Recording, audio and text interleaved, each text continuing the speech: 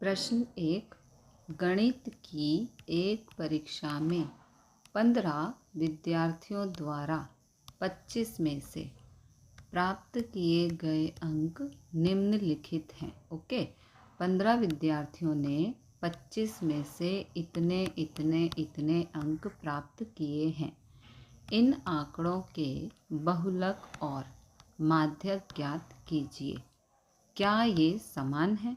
Okay, तो दिए गए आंकड़ों को आरोही क्रम में व्यवस्थित करने पर, आरोही क्रम का मतलब होता है पहले सबसे छोटा, फिर उससे बड़ा, फिर उससे बड़ा, मतलब कि छोटे से बड़े नंबर लिखना।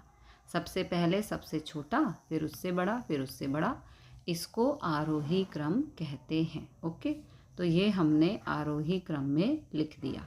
ये सबसे छोटा नंबर है और 25 सबसे बड़ा नंबर है। ठीक है, अब आंकड़ों में सबसे अधिक बार आने वाला प्रेक्षण बहुलक होता है, यानी कि यहाँ पर जो नंबर सबसे ज़्यादा बार आया है उसे हम बहुलक कहते हैं। तो यहाँ पर 20 जो है वो सबसे ज़्यादा बार रिपीट हुआ है, इसलिए बहुलक हो गया 20। ओके, अब हमें माध्यक भी ज्ञात करना है।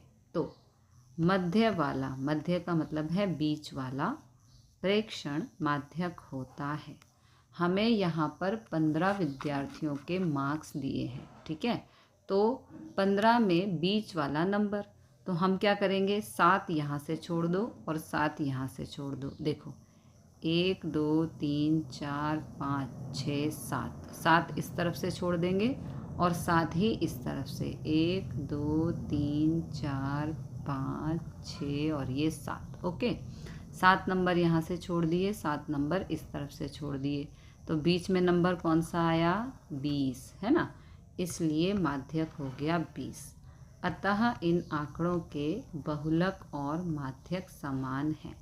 बहुलक भी 20 है और माध्यक भी 20 है, तो दोनों समान हैं। हमसे पूछा था ना क्या ये समान है, तो हाँ, बहुलक और माध्यक समान हैं। प्रश्न 2। एक क्रिकेट मैच में 11 खिलाड़ियों द्वारा बनाए गए रन इस प्रकार हैं। 11 खिलाड़ियों ने इतने इतने इतने रन बनाए हैं। ओके, इन आंकड़ों के माध्य, बहुलक और माध्यक ज्ञात कीजिए। क्या ये तीनों समान हैं? हमें यहाँ पर तीनों माध्यक, बहुलक और माध्यक ज्ञात करने हैं। ओके, तो सबसे पहले दिए गए आंकड़ों को आरोही क्रम में व्यवस्थित करने पर, आरोही का मतलब होता है पहले सबसे छोटा नंबर, फिर उससे बड़ा नंबर, फिर उससे बड़ा, इस तरह से। ठीक है, अब यहाँ पर माध्य ज्ञात करना है। माध्य ज्ञात करने का सूत्र है प्रेक्षणों का कुल योग, यानी कि ये जो रन है ये प्रेक्षण है, इनका हमें कुल योग करना है, और प्रेक्षणों की कुल संख्या। तो यहाँ पर 11 खिलाड़ी कहा है और 11 खिलाड़ी के रन दिए हैं, तो प्रेक्षणों की कुल संख्या है 11। ओके, अब इन सबको पहले प्लस करना है, तो ये रहा एडिशन। 6 और 8 14, 14 और 5 19, 19 और 5 24, 24 और 5 29, 29 का आ गया 9, यहाँ पे गया 2, 2 और 1 3, 3 और 1 4 5 6 7, 7 और 5 12, 12 और 8 20, 20 और 2 22 का 2, यहाँ गया 2, 2 और 1 3 और 1 4, यह आ गया 429। ओके, 429 आ गया। अभी यहाँ पर 11 है, अब 11 से 429 को भाग करना है, ये रही भाग। 11 तिया 33, 12 में से 3 गया तो 9 और यहाँ पर उतारा 9, 11 निम 99। ओके, तो माध्य आ गया 39। अब हमें बहुलक और माध्यक ज्ञात करना है। अब हमें यहाँ पर बहुलक ज्ञात करना है। आंकड़ों में सबसे अधिक बार आने वाला प्रेक्षण बहुलक होता है। तो यहाँ पर 15 सबसे ज़्यादा टाइम आया है, इसलिए बहुलक हो गया 15। अब हमें माध्यक ज्ञात करना है। मध्य वाला, बीच वाला प्रेक्षण माध्यक होता है। हमें यहाँ पर 11 खिलाड़ियों के रन दिए गए हैं, तो ये 11 प्रेक्षण हैं। 11 में से बीच वाला नंबर हमें फाइंड करना है, जो कि माध्यक होता है। तो 5 नंबर यहाँ से छोड़ देंगे, 1 2 3 4 5, और 5 नंबर यहाँ से 1 2 3 4 और ये 5, ठीक है। 5 यहाँ से छोड़ दिए, 5 यहाँ से छोड़ दिए, तो ये हो गया बीच वाला नंबर यानी कि माध्यक। माध्यक आ गया 15, इसलिए बहुलक और माध्यक दोनों ही 15 हैं। इन आंकड़ों के माध्य, बहुलक और माध्यक तीनों समान नहीं हैं, क्योंकि हमारा जो माध्य का मान आया था वो आया था 39, जो कि हमने पीछे फाइंड किया था, है ना। माध्य आया था 39 और बहुलक है 15, माध्यक है 15, तो तीनों समान नहीं हैं, क्योंकि माध्य का मान अलग है, बहुलक और माध्यक का मान अलग है। ओके। प्रश्न 3, एक कक्षा के 15 विद्यार्थियों के भार इस प्रकार हैं। ये हमें 15 विद्यार्थियों का वज़न दिया गया है। प्रश्न 1 में कहा है कि इन आंकड़ों का बहुलक ज्ञात कीजिए। हमें बहुलक ज्ञात करना है। ओके, तो सबसे पहले दिए गए आंकड़ों को आरोही क्रम में व्यवस्थित करने पर, आरोही क्रम का मतलब होता है छोटे से बड़ा। यहाँ सबसे छोटा नंबर है 32, उससे बड़ा 35, उससे बड़ा 36, उससे बड़ा 37 एंड सो ऑन, ठीक है। सबसे छोटा नंबर 32 है और सबसे बड़ा नंबर 50 है। ये हमने आरोही क्रम में व्यवस्थित कर दिया। अब हमें बहुलक बताना है। आंकड़ों में सबसे अधिक बार आने वाला प्रेक्षण बहुलक होता है। तो यहाँ पर 38 3 बार आया है और 43 भी 3 बार आया है। ओके, दोनों नंबर सेम टाइम रिपीट हुए हैं, तो ये बहुलक हो गए। कौन कौन से नंबर?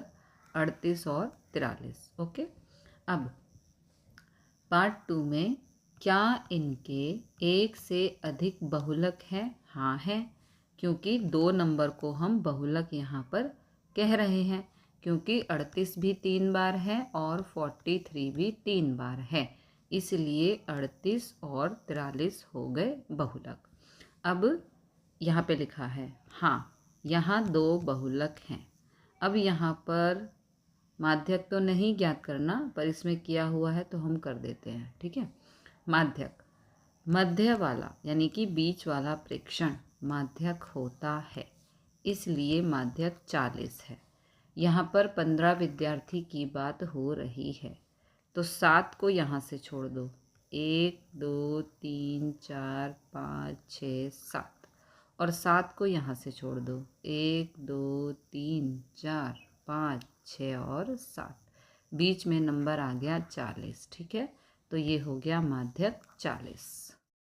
प्रश्न 4, निम्नलिखित आंकड़ों के बहुलक और माध्यक ज्ञात कीजिए। ओके, तो हमें यहाँ पर ये नंबर्स दिए हैं, हमें बहुलक और माध्यक ज्ञात करना है। सबसे पहले दिए गए आंकड़ों को आरोही क्रम में व्यवस्थित करने पर, आरोही क्रम का मतलब है पहले सबसे छोटा नंबर, फिर उससे बड़ा, फिर उससे बड़ा, फिर उससे बड़ा, फिर उससे बड़ा। सबसे छोटा नंबर है 12 और सबसे बड़ा नंबर है 19। ओके, आंकड़ों में सबसे अधिक बार आने वाला प्रेक्षण बहुलक होता है। तो यहाँ पर 14 सबसे ज़्यादा टाइम्स आया है, इसलिए बहुलक 14। मध्य वाला, बीच वाला प्रेक्षण माध्यक होता है, इसलिए माध्यक है 14। देखो इसने कितने नंबर दिए हैं यहाँ पर, ये नहीं बताया।